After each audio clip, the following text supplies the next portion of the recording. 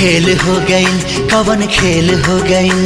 Double duty वाला खेली कैसे खेल, दादा रे माथा फेल हो गईल। लागे जाता में पिसा जाई बकेल, दादा रे माथा फेल हो गईल। आज हमारे राजा लड़ाला नजरिया, आके समझा तू दिल के भीतरिया।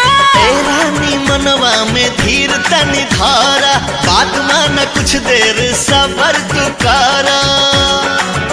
अरे दहिया से दहिया के मेल हो गईल। खेल हो गईल, कवन खेल हो गईल। डबल ड्यूटी वाला खेली कैसे खेल, दादा रे माथा फेल हो गईल। लागे जाता में पिसा जाई बकेल, दादा रे माथा फेल हो गईल।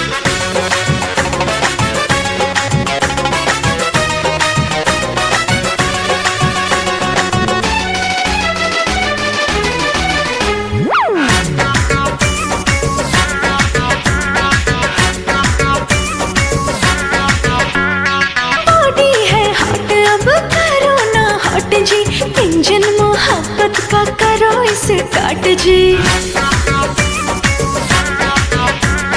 रात बाटे बाकी हो, बात बाटे बाकी, सजिया पे कुल्ही खुर्रफात बाटे बाकी। छनके लचूड़ी खनक जाला कंगना, सुरहो सिंगार खोजे प्यार तो हर सजना। अरे भागला ऐसे जैसे जेल हो गए। खेल हो गईल, कवन खेल हो गईल। डबल ड्यूटी वाला खेली कैसे खेल, दादा रे माथा फेल हो गईल। लागे जाता में पिसा जाई बकेल, दादा रे माथा रे फेल हो गईल।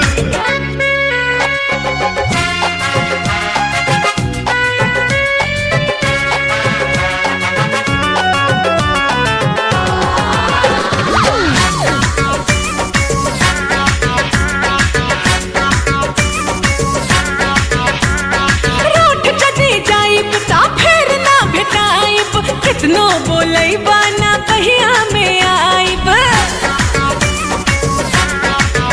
हारू सबूत बहिया में तान ले हब तो होके, किस लेके करवा में बांध ले हब तो होके। ना जाने कैसा तू है हस्बैंड, बाहों में आ जाओ कर दो ट्रेंड।